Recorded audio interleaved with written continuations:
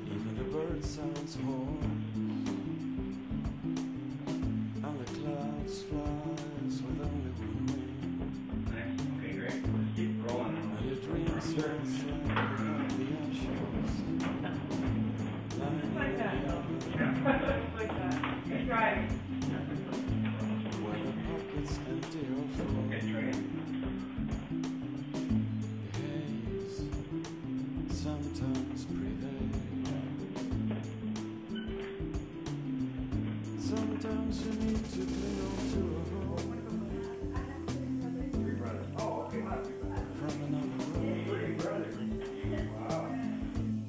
There is always a little heaven staying open. We started at 9:30, and the day just was amazing and went incredibly fast, like a big blur, basically. I had no idea how to schedule our time, really. It's our first day in it, but it went really fast, and everyone worked really great together, so it's exciting, actually. Especially, you really imagine these things over a long period of time, so to actually see it in front of you is just very satisfying. Yeah, I've noticed a lot of those markings in the background.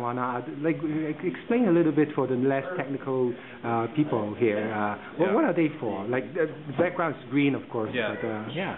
The whole point of this whole project really is to try to sync the physical world with a 3D world, and by 3D I mean like illustration, drawing, and my animation style. So what I'm trying to do is sync reality of the extras with a stylized environment. So these markers on the wall allow us to move the camera in this space, and we can track the path of the actual physical camera, and then later on in post-production we can sync the physical camera with the 3D camera, and that way the footage, the 3D footage and the real footage are synced. It's actually a process called match moving, and it's basically a basic building block of most visual effects films you've seen, like especially something like District 7 or recently, or things like that, are all using match moving. So I've noticed that you've got a Nikon, I'm sorry, not Nikon, but a Canon 5D, and there's a red camera that was there before. So tell me a bit, like, how do you decide what camera to use and when? Well, this space is very challenging because it's only a 20-foot by 20-foot space, so it's a really compact space. So it's a real challenge to work here. And so this Canon allows me to have a super wide-angle lens, 17. So it enables me to really get back far enough. So it allows me to make use of the space. And the red is just a state-of-the-art camera these days. Shoots 4K film resolution, and you know, it's you can't get better than that, really. So I mean, I'd love to use the red the whole time. It's just that Aaron's everyone here is essentially a volunteer, so you know, we're just living off the generosity of others. Yeah. So I'm excited. Like tonight, you roped me into being an extra. So, yeah. So straight into the fire.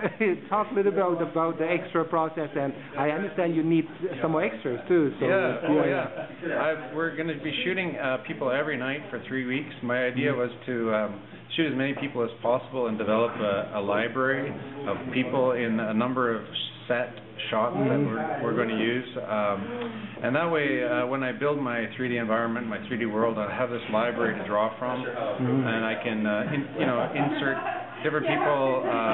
Like right now, we're shooting people in cars, and then Those are the people in the cars that I was there before. Well, you notice that the car itself Yeah. doesn't exist. It's just the steering wheel, Right. and because there's a problem with interaction, digital things with using the steering wheel. Yeah. It's time consuming to animate, very very time consuming, and so like I've just eliminated a lot of those problematic areas, and basically in the end what you'll see is people off in the distance driving a truck, a bus, a taxi, or whatever. I can interchange the car to be anything we want. Right. So even the panel and whatnot, the non-green stuff, it's not going to show, and the seats and whatnot. It'll just look like they're in a stylized digital car.